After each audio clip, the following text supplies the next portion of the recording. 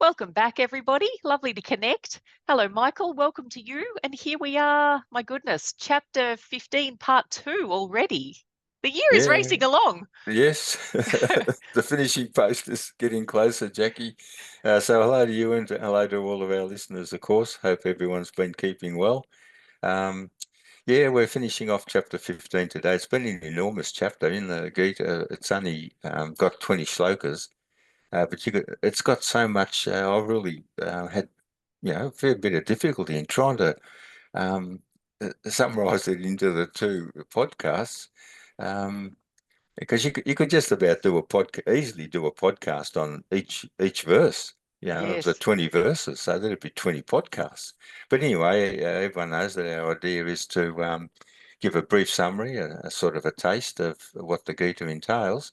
So that's what we're doing, and um, got some interesting material, or it's always interesting, of course, but um, I'll be particularly in this early part referencing Jackie and listeners, how this supreme being uh, connects with us or manifests in us more fully than what we have touched on at other times. So we all know that it's part of the soul, and it gives us our prana, our life force, those sorts of things. But it'll be more specific, and it'll also detail the transmigration of the soul from one embodiment to the next, which we touched on last week when I showed the diagram of the a person going through a life cycle, dying, and then the spark, and then going through another life cycle.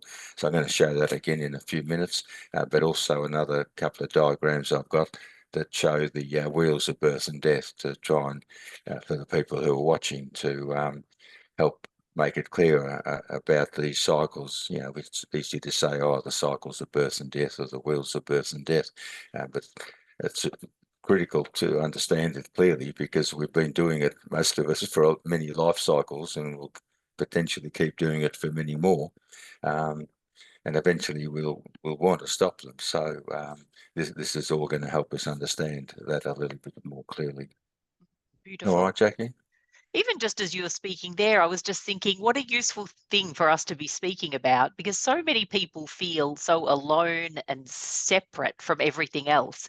And the more we can teach people or have them understand about connecting with, the essence or the supreme being, the consciousness, however you like to term it, it helps break down the barriers so that people start to recognize how it is we can be connected to other people and to all that is. Because I think sometimes if you don't have a concept for that, it's difficult to understand the connectedness between all people and all things.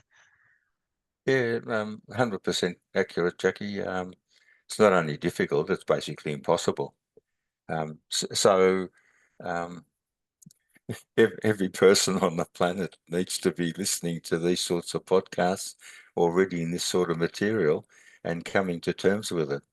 Um, um, and if you don't, well, like I say, there's probably 90% of the world's population that are just plodding along. They don't know where they're going, what they're doing, why they're doing it. It's like almost, oh yeah, today's another day. I'll sort of get through it as best I can. So, a lot of people, of course, have some ideas in this lifetime. They have dreams, and oh, I want to make $1 million, or I want to go on lots of holidays, or I want to be happily married, or something. So you got some, everyone's got some sort of, but for a lot of people, their main desire is just to get enough food for the day, not to get killed and shot or raped or something, during that day. So um, it's a long process, the spiritual journey, and for most people, they're not even on it. They're just on their mortal life to life journey. Um, Survival. yeah, and a lot of them are getting pleasure out of it and enjoying it and all that sort of stuff. But they'll eventually come to realise, everyone, that there's no meaning behind it all. That it's temporary sort of joy and happiness and pleasure type thing, which is good at the time, like eating an ice cream or something. But eventually that sort of taste and whatever disappears pretty quick. The point you made is very important, that people eventually, and I've mentioned many times to all our listeners that don't be thinking that you're lucky that you're doing this in this lifetime.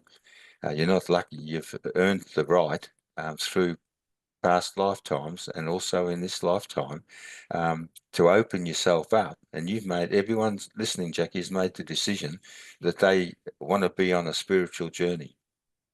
So some of the people listening are just taking their first hesitant step. Others are sort of marching along at a fairly rapid pace. But they're all, if they're not thinking of a journey, they wouldn't be tuning into us. It's foreign to them. They don't know anything about it. It's meaningless. All right, well, I better continue on. Yes.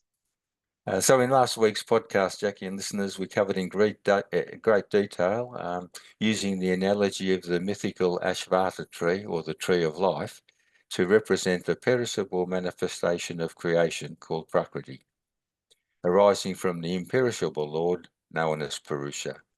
Now, they're Sanskrit words, Prakriti, but you just say nature or creation, and instead of Purusha, you say God or the consciousness or whatever term you prefer. But as it's the teachings of Krishna, well, I'm trying to stick to some of those terminologies as well, so people can get some understanding of it. So we continue today, as we've said at the start, Jackie, with podcast 31, part 2, concluding chapter 15, titled The Path of the Supreme Being. Krishna, having already explained to Arjuna how Brahman manifests as the macrocosmic, that is the creation or Prakriti, now goes on to describe this supreme reality expressing on the microcosmic level, which includes everything in the creation, but particularly pertaining to us as human beings. So it's Krishna's teaching Arjuna, who's a human being. So it's aimed directly at us now, very specifically. He says how this supreme reality expressing on the microcosmic level, how it enlivens our physical, subtle and causal body, unites it with the guna qualities, taking it through all its experiences of life, and then departing to another body at the time of death. So you can see why we spent a chapter on the three gunas, because they're the moods and the energies that enliven us, the vitality and so on. And it's through those that we can experience what we like and what we don't like, hot and cold, pleasure and pain, all of the experiences on either a physical, mental, or emotional level. So both the macrocosmic and microcosm, both the macrocosm and microcosm together form Kshara, the perishable. In other words, the creation. Another way of describing is the reference that that there are two aspects of soul in this world, and I'm sure most you, Jackie, and most people will understand this or heard of it before. He says there's the one and the many aspects of soul. The many soul manifests in the body of nature.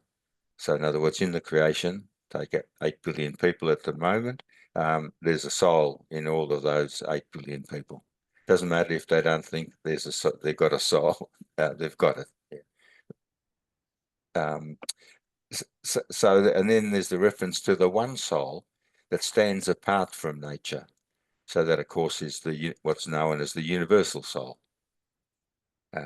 Sometimes the analogy is often used as a fire, and you've had open fires and that most people have, and or sat around one. But every now and again there'll be a crackle and a pop, and out will pop little sparks. So the analogy is that consciousness or God is the universal fire, the universal soul, and from it leap out all these little balls of fire, balls of light, and that's the soul that fills each body. Nothing can exist without a soul. And I'll elaborate on what this, how important that soul is.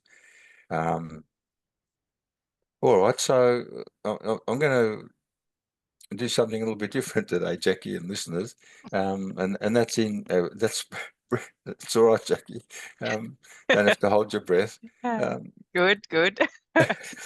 Curious what's in store? Yeah. I'm bringing the exercise for the week in at this point, because the next 5 or 10 minutes of what I'll be saying is what I'd be saying at the end. This is what I want everyone to do, or who wants to do it, for their exercise.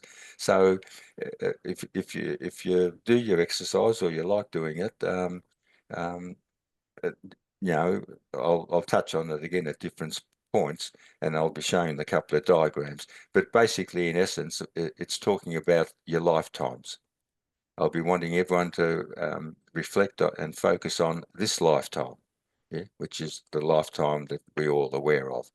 And I'll be wanting people to look at from the time they're born up until now, and look reflect on what's happened in that time and what's likely to happen, because everyone's got some idea what they want to do, next year, 5 years, in retirement, whatever it might be.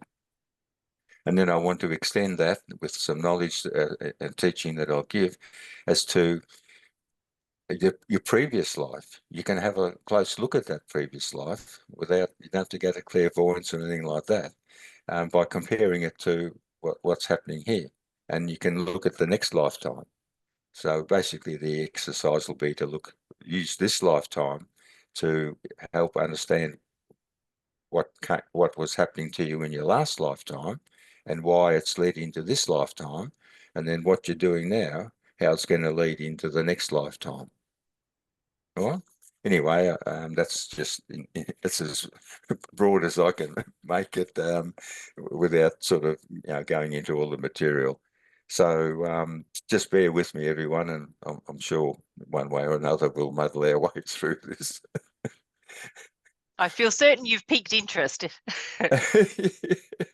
Well, not too much peeking. Okay. So revert now to Krishna's saying. All right, I've had my little say, but so Krishna's saying now. He says, a portion of myself has become the living soul in the world of life. So there's Krishna saying it himself. A portion of my soul has become part of your life. Very personal, isn't it? Very specific. He says, I will now explain more about the individual soul. The Atma, a part of my divinity, enters the womb before birth. So I'll just quickly show that diagram that said I showed last week, Jackie, and that's this one here. All right, so those that have already seen it or haven't, if you haven't, well, there's the embryo there in the womb. It's born. It's a little baby, and it's a toddler. It's a little child, teenager, 20, 30-year-old, middle age, 40, 50, 60, older age, and then the body drops. You can see sort of a body lying on the ground, and there's this little spark. That's very important, because that's the soul from this entity there, that being, passing over into this cycle here. So it goes into a womb again. It's always the same cycle, Jackie and listeners, and goes through toddler stage and 20s and 30s and 50s, and then drops. And then you could have a spark here, and it goes back into this embryo and goes around and then back here. And that's the constant wheels of cycles of birth and death, cycles of birth and death. So the soul's got a very specific role, everyone. Its most important role, of course, is to give you your life force, your prana, the energy of God. That's the reference to God made man in his own image. Without that, no one can exist.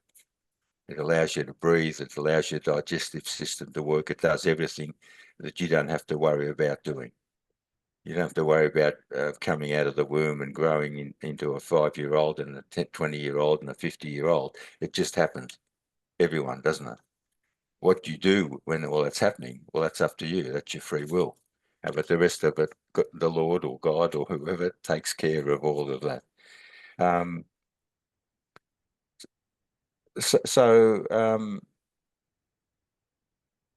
the other important thing it does, so lost track there for a minute, Jackie, is what I just showed on the diagram.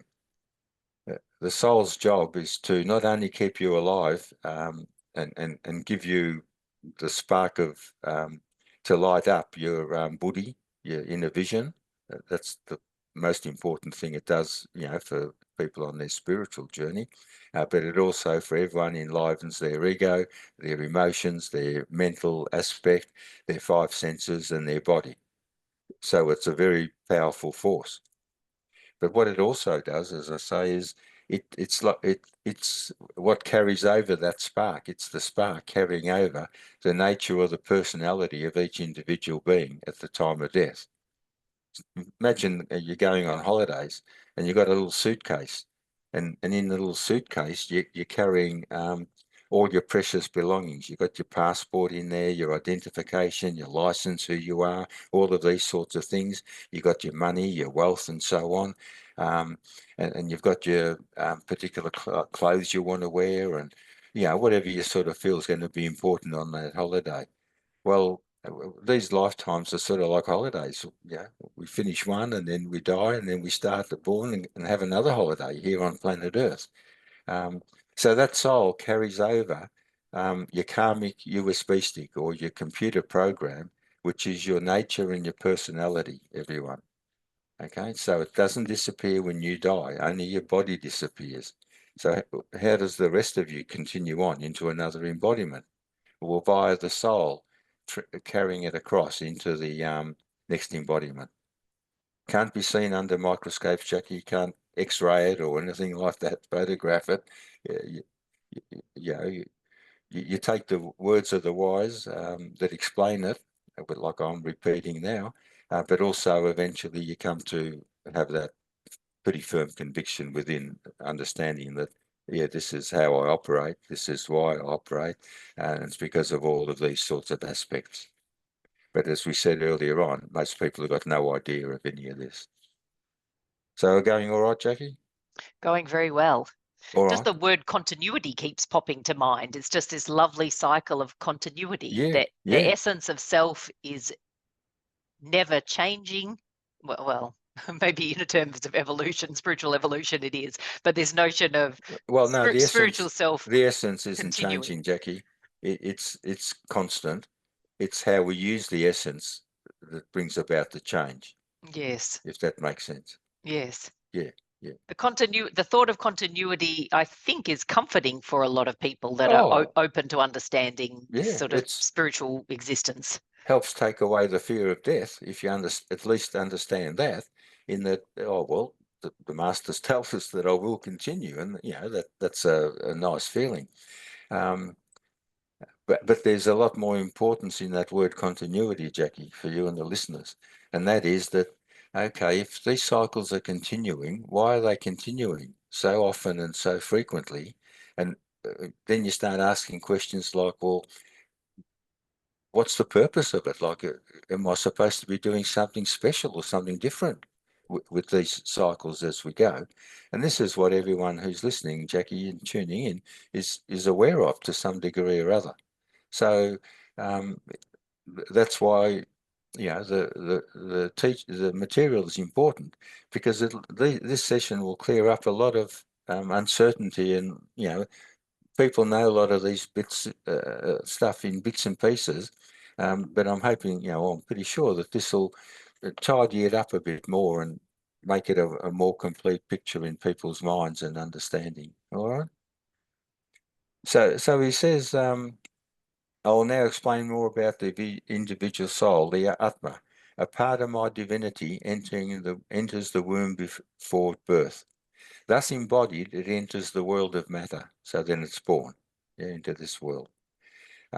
Here it presides over the five senses as well as the mind emotions, enabling I think I've read all that, haven't I, Jackie? Enabling the individual to experience all the sense objects of Prakriti. At death, when the soul migrates from one body to the next, it carries with it the five senses, the mind, the emotions, the ego, and the buddhi in what I call our karmic USB stick or computer program. So that's what the soul does, with its sense of being a separate identity. So the whole personality, the whole nature, that I'm separate being, everyone thinks they're separate, from each other, and they all think they're separate from God. Well, we're looking more clearly now that we're not all separate, and we're certainly not all separate from God. Very close links everywhere.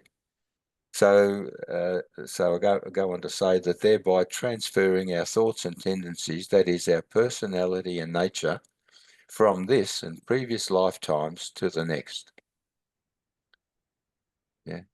So our nature and our personality, Jackie and everyone, is what carries over from one embodiment to the other. The same you, when you die, is going to start your next embodiment when you're born. It doesn't just all start a fresh, like the artists have, a blank canvas. Yeah, it's blank, but you've got a lot of ideas as to what you're going to paint on that canvas, and because they're the ones you've brought in with you with this aspect that I've just read out. All right, I'll just show two diagrams, Jackie and listeners, that it's a bit hard when I'm doing this. So this is the wheel of birth and death. This is your life cycle, everyone. You're born. Here is it, born. Go across. No, this way. And then where's born? Yeah, other way. The first way you had it. Birth. Yeah. Okay. You're born. A couple of years, totally dependent on your parents. Then you go through here. Get to what's called teenage years, or 16. That's about when buddhi, or not about, that's the wise tell us that when buddhi kicks in fully for every human being. So, people say, oh, they're only children, 16.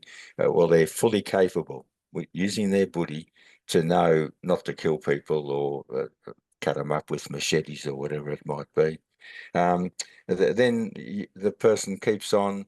They come in with their suitcase, their dreams, me and my life. And and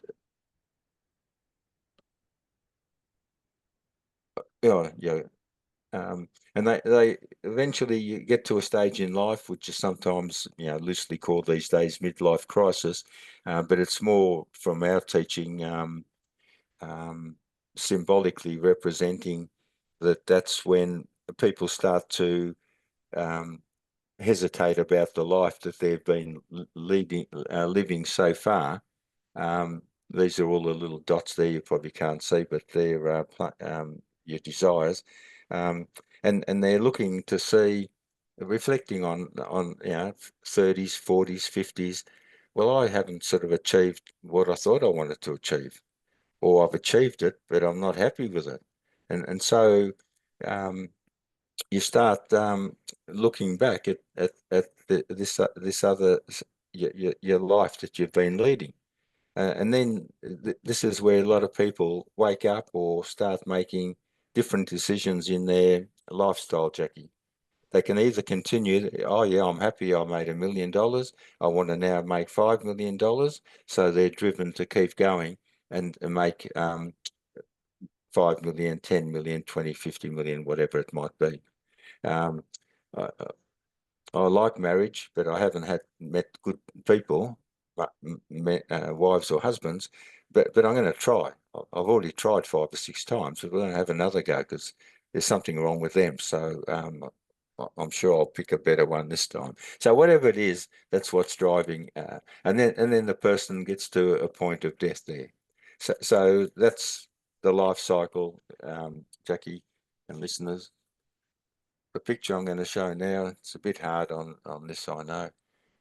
But I've used wagon wheels because the wagon wheels move slowly. So this is representing just 6 life cycles for each human being. All right. So they're born, they live a life, they die.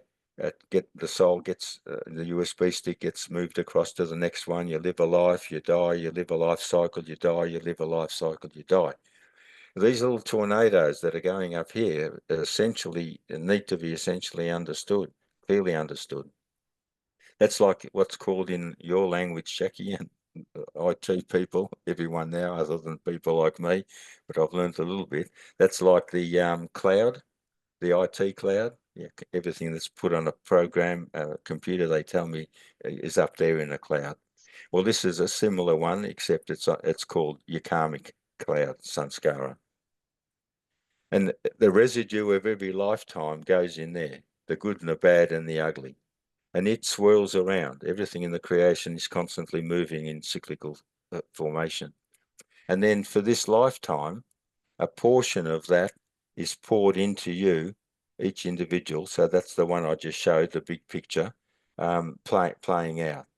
So something's playing out in there that could have happened back here 10 lifetimes ago. But there hasn't been the opportunity for that individual to either reap the rewards of that action or suffer the consequences of that action. So is that making things a bit clearer, Jackie? That makes it clearer. And I'm just thinking that people can probably appreciate in that moment that, of course, each time we're born with a new set of circumstances, different parents, different culture, Oh, different yes. wealth, different status, different opportunities, different hardships, in order that we learn, grow, reap the benefit, be challenged by all of those things. But, don't get too excited there, Jackie, thinking next lifetime you might be born into a millionaire's home or something. It's true what you're saying, that they're different, but it's not that different because it's still got to match up with your personality and nature and what you've earned and what you haven't in this lifetime. So it's tricky. I'm not expecting everyone to understand it, but there's a huge amount in the topic of karma, and I'd urge anyone that is really interested to research as much as you can on computer programs or books. You hold hundreds and hundreds of books on karma. And some will say it differently, but you'll need to use your own buddhi eventually and listen to this one, read this one, read this one, watch that one, and eventually you'll be able to pick out the truthful bits in any of them and put them together into something that makes total sense to you. All right. So I'll continue on, Jackie. So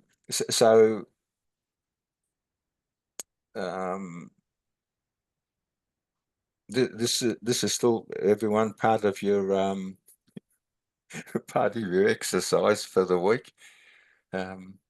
Remembering these diagrams, or reference to what the discussion and whatever.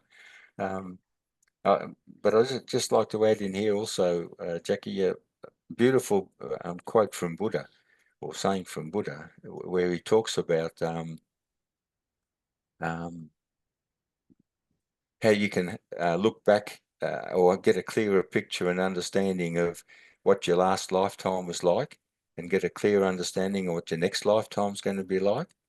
So he just puts it very simply. He says, whatever stage you're at life now, whoever's listening here, however old you are, where you are, he says, if you want to know what your last lifetime was like, reflect back on what you've done in your life so far, because that's a continuum full on from your last lifetime.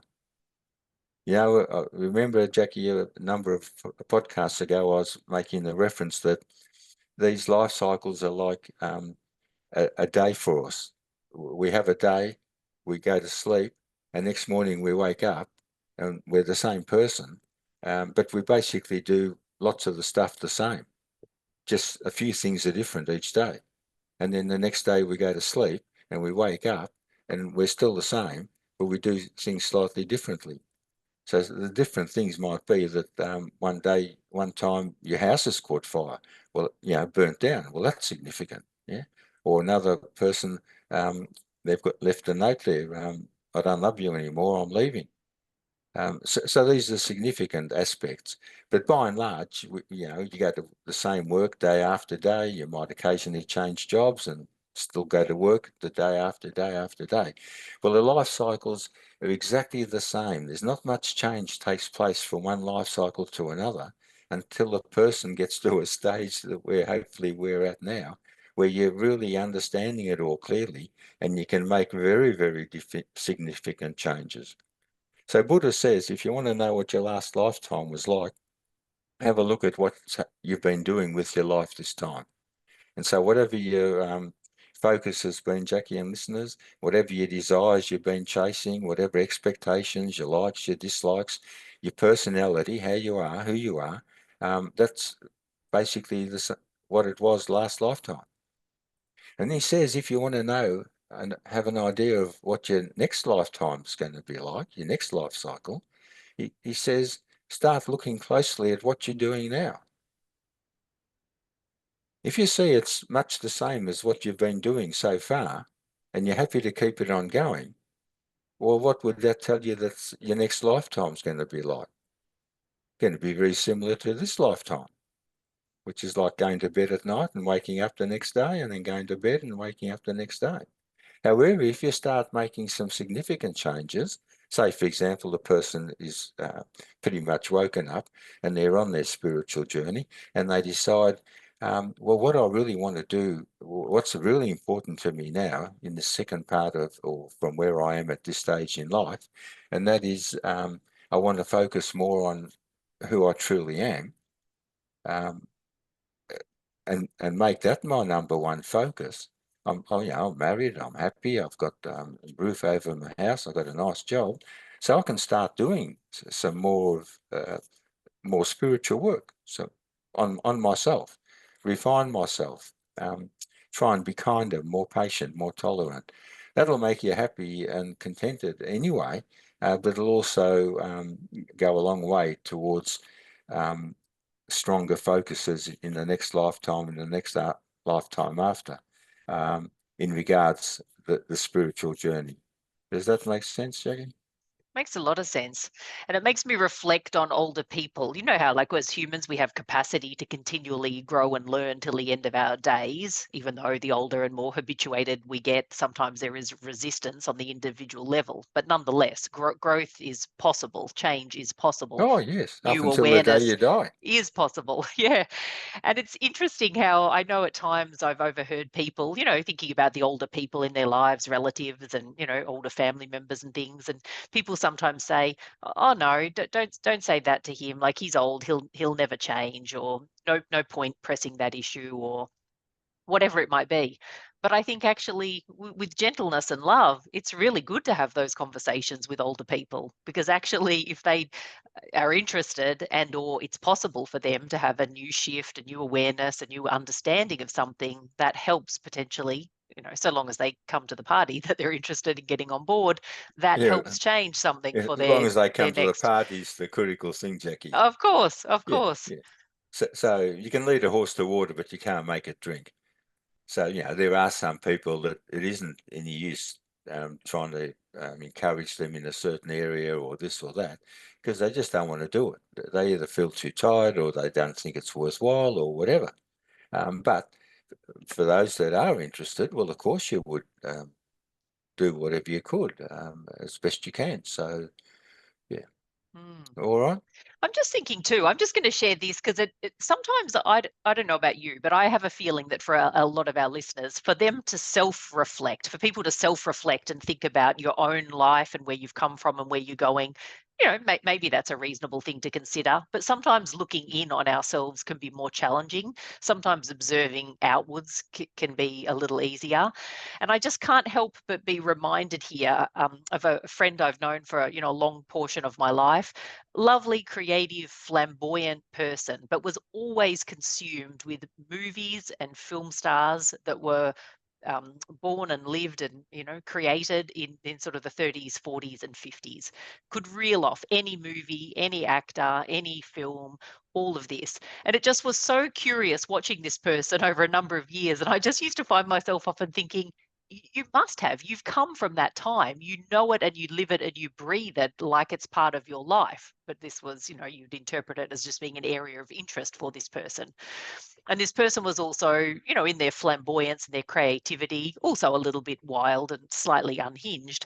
As life went on, all the friendships that this person had, that they just slowly, discarded people. No, that one was rude to me. No, that one's no good. That one's no good. And, you just friendships dropping until there was almost no one left. Very sad to watch, because the first portion of this person's life was very lively and engaged and connected, life of the party. But it turned into a wildness, a period of disconnection. And then towards the end of this person's life, extreme and utter loneliness, to the point of despair. I am so intensely lonely. I don't understand why I'm so disconnected and alone. Now, who knows exactly, the flow, whether there's still more pain to be experienced, but I can't help but think, going forward into whether it's the next life or others, that loneliness is going to hit so deeply and so intensely that at some point, whether it's the next life or beyond, it will prompt, I need to do something different because I have to overcome this loneliness. I seek now connection. And so sometimes in our own lives, it's not to cast judgment, but it can be interesting just to observe people, particularly if there's a strength there, something so noticeable. It helps inform where they've come from and where they're going. Yes, yeah, well, everything you've said there is 100% to my understanding accurate. Um, that person, if he died, or he or she died tomorrow, that's exactly the same life that's so strong there at the point of death, that person's going to be still a bit unhinged, or fairly unhinged, lonely, pretty aggressive, not be able to make many friends. You can have a number of lifetimes of that. Anyone can. But, the key point you said there is that sooner or later, the self-inflicted pain for the person, the suffering, eventually the person will say, oh, I don't like it that no one likes me, and I don't like it that I haven't got friends, and I wish people liked me, and I wish I had friends. So this is the change you're making. You're not just wishing, but the desire, that's a desire. It's growing strong in you. So that goes into that cloud that I showed, the computer cloud, and that'll be part of what gets poured into an embodiment, whether it's next one. The being's got to be ready to, strong enough to want those changes for that to play out on their computer program. Just a little half-hearted, oh, no one likes me, I wish I had more friends, and then that's the end of it. Well, that won't make much difference. It's got to become a strong desire in the person. But in general, what you're saying, Jackie, is exactly how it works. And and the point you're making about, you don't want to be judgmental. Well, no, it's not judgmental. This is being observational. Yeah, we're supposed to observe. That's part of buddhi, the discerning mind. Um, Look at what's taking place and see it for what it is. Don't judge it.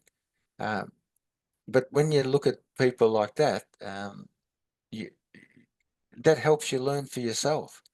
Well, if I can see so clearly those tendencies in that person, that he or she won't let those things go, and this is how it's basically destroyed their life. Um, what am I doing? What do I need to look at that is likewise will likewise hold me up in my sort of evolution? Does that make sense? It Yeah, does. yeah. They're all learning opportunities. I better get going, Jackie, Yes. or you'll send me off going. So. So this transmigration of the soul has poetically been linked as people wax lyrical about these things, like the breeze carrying fragrances from flower to flower. So that's this notion of the soul carrying your your USB stick, in a sort of poetic, gentle sort of way. In similar vein, the Jivatman spreads out his computer program and he takes birth in one's place. When I say spread out, it's like, you do broadsheets or something to print things out. Well, you're spreading out, saying, well, this is my life. This is what I'm going to be doing. You move into the right people, with the right people, into the right places, to be able to get that computer program going for you. So when he takes birth in one place, making whatever adjustments he wishes during his life, he then withdraws them all at death, only to project them again in another birth.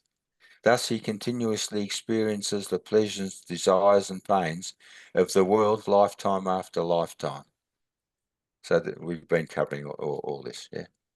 So this person you just described, well, he's going to experience that particular aspect, let alone there'd be other things there as well. However, the true self, which enters and leaves the body as an individual soul, is not known or understood by the ignorant and deluded. Now, people who don't have any idea of this knowledge, Jackie, and that even they've got the soul and what purpose it does them, they're just floundering around in the dark. So only those who have opened the eye of Buddhi perceive it. So only with your inner vision can you start getting an idea of this soul aspect and a deeper understanding of topics like wheels of birth and death and karma. The limited thinking mind can't grasp that. It grasps it firstly at that level, but then if you want to delve into it and understand it deeper, you got to start using your intuition, your buddhi. And then by using the eye of buddhi, they begin to comprehend that the real nature of the jivatman, the seeker, is Sat Chit Ananda, which translates in English to truth, consciousness, and bliss. So the more of this knowledge we're getting and using our inner vision and that, we're understanding more that our true nature is our divine nature, not the mortal nature that we've associated with for so long. I'll elaborate on that a little bit here. But the impure-hearted, limited by the egoic attachment to Maya, have forgotten their true nature. So that's about 90% of the world's population, according to my observation. So those who strive to perfect themselves through yoga, and yoga here meaning a mind free of all turbulence, calm and pure. So yoga has different meanings. It means the path, or hatha yoga, the practice of yoga. But here it's meaning a mind free of turbulence. So this is the change that I'm sure everyone listening is wanting to make in their lives. They want a stiller, calmer, less turbulent life, mentally and emotionally. Everyone would really crave that, wouldn't they? Even that person that you described, they desperately craving it, but they got no idea how to connect with it. It's there for everyone. That person can connect, but whether they would listen to you if you wanted to spend some time with them, it sounds to me like they wouldn't, not capable now.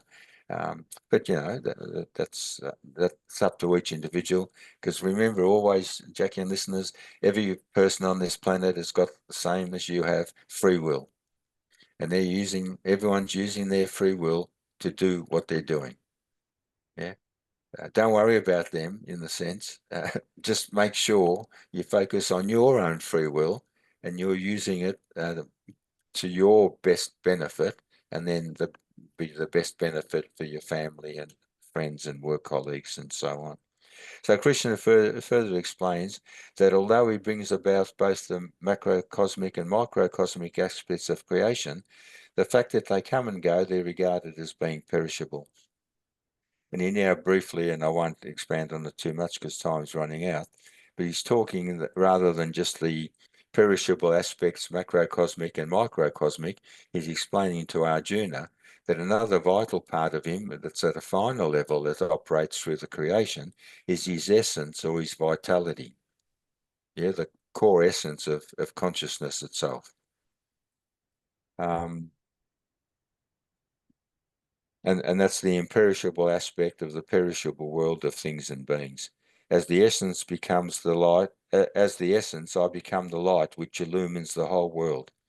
Entering the earth by my energy, I support all life, including plants, animals, birds, fishes, insects, and so on. And dwelling in the body of living beings, I am the fire, the ingoing and outgoing breath, as well as the digestive and elimination systems. So just there, reminder that everything we do, you can't see without consciousness letting you see, you can't hear without consciousness letting you hear, and so on. He says, I'm in the heart, seated in the hearts of all being, and from me alone comes memory, wisdom, and also their loss. I am the Vedas, their knowledge. I am their knowledge, their author, and also their knower. I'm beauty and bliss, Arjuna. It is I of whom all the different scriptures of the world speak. It's been a very in-depth and delightful, detailed expose of the Supreme Being here and our individual interaction with it, with Krishna now drawing it all together, Jackie and listeners. And I'll pretty much finish here. So he's told, because this ties in with the individual, Jackie, and with Krishna's role that he plays. Well, we in essence play the same role in our lives.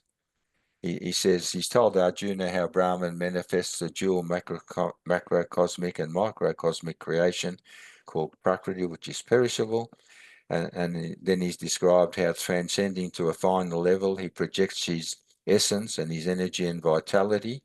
And he tells Arjuna then, and then finally he transcends both of those, and he tells him that at this stage, when he's not basically hasn't got any involvements in the Prakriti, the perishable, or even in his own energy that's going into the imperishable part of Prakriti, he stands aloof of all of that. And these are some of the descriptions that then come into it. He tells Arjuna, when I'm in this aspect, I am known as the Supreme Spirit, or the Purusha Atma, the highest Purusha. All of these have got sort of a piece using the reference supreme or great to not just consciousness, but the great consciousness. Not just Purusha, but Purusha Atma, the great Purusha, or the spiritual absolute, absolute, or the Paramatman, the great Atman. So in like manner, we as individual beings have to do the same. Firstly, we need to stop identifying, Jackie and listeners,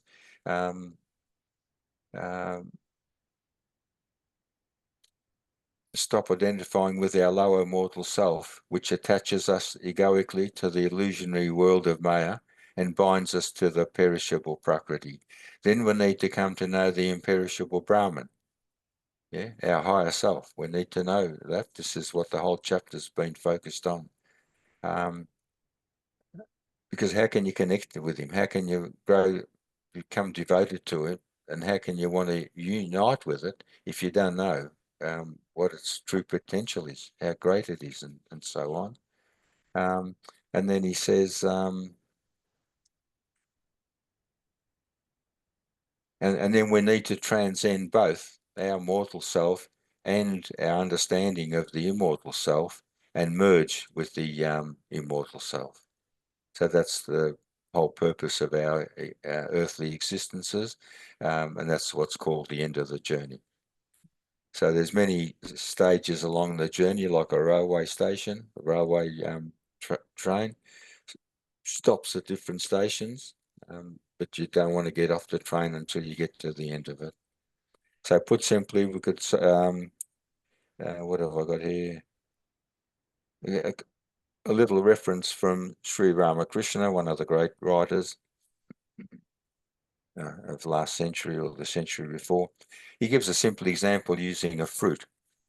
He says, put simply, a simple example from Ramakrishna helps us understand this more clearly. He says the skin, the pulp, the nut, and everything else in a fruit have all come from the same seed. So similarly, the sentient, the insentient, and all forms of existence have come from the same Ishvara. So you're different to me, I'm different from all the listeners, or, we are all the different people in the planet. We're different to lions and tigers and so on. We're different to Ayers Rock or Himalayan mountains, sentient, insentient, whatever. We're all different. But we've all come from Ishvara, meaning the highest source. All right, Jackie. I have got a little bit more, but we'll leave it at that. Excellent. I'm just thinking in yoga, we often talk about the limbs of yoga or the different paths of yoga. And it starts off with concepts of right living, like right moral attitude and right ways of existing in the world, the physical practice of yoga, the breath work, the mindfulness, the concentration, the inner attunement, and the path to self-realization or enlightenment. And just as you were speaking then, I'm thinking it's this balance of two things, which is so important. It's the intellectual comprehension, the understanding, the learning, the knowing of this path, understanding and comprehending how it all works.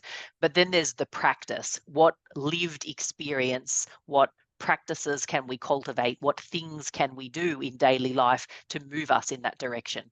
Because you can have all the knowledge under the sun, but if you're not practicing things like mindfulness and moving in this direction of growth, you're unlikely to progress too far. And likewise, if you're doing all of the practices, but you have no concept of where you're going, well, I mean, slowly along the way, you develop and you understand, but it takes longer. It's this combination of two things, isn't it? The understanding of where you're headed, and then the inner practices that are consciously moving you forward step by step, slowly, slowly, slowly in this Yeah, direction. yeah, And then those crossover points of integration, not just intellectual comprehension, but a deep knowingness within, or a direct experience of these intellectual concepts where the magic often occurs. It's like bringing the idea of something to life in that we connect to it and we live it and understand it from our inner essence, not just intellectualizing it. beautifully put, Jackie. Beautifully put. That's exactly how it is. I've touched on this a number of times, and I'm sure many of our listeners have read this sort of concept and understand it to a large extent.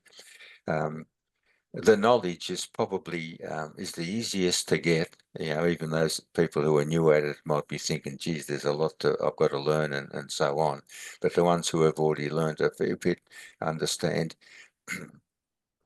But infinitely more important is the practical, excuse me, Jackie, is the practical implication of that knowledge, putting it into practice, living it.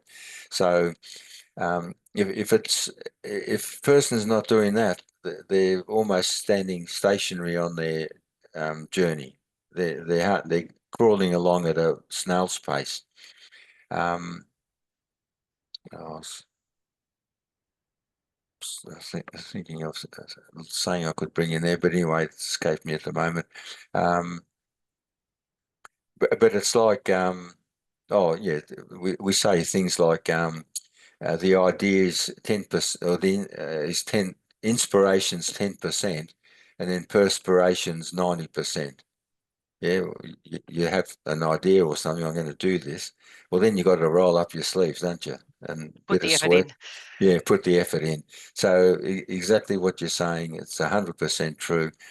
Oh yeah, a little saying I was going to say is that for the person who's just operating on an intellectual level, and this is part of the uh, chaining aspect, or demonic aspect of the guna of sattva.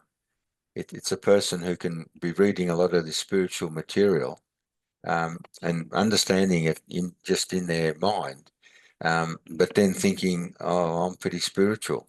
Yeah, well, that's going to bind that person. Yeah, they're going to be gold chains. That's against the rusty iron chains, but will bind the person anyway. So that's exactly it. And there's a lovely saying about that that says, a donkey. You know how donkeys you put stuff on their backs, rope it all down. Well, it says a donkey carrying a load of holy books, spiritual books like the Gita and the Bible, and the teachings of Zen masters and Buddha and all the rest of it. He's got them all there. Um, a donkey carrying a load of holy books is still a donkey. So if the donkey next to him's carrying pieces of timber or something to help build a house, well, both donkeys are the same. Just one's carrying a load of holy books and the other one's carrying a load of timber. Unless you do something with those holy books, which is live it, then it's useful, but it's very limited. Mm, All right. very good. I think that better be our closing sentiment for All right. today. Good luck. Good luck with your exercise, everyone. Don't Yes. be daunted. Give it a try. Just relax and try and look, closely at your life and see where you're heading.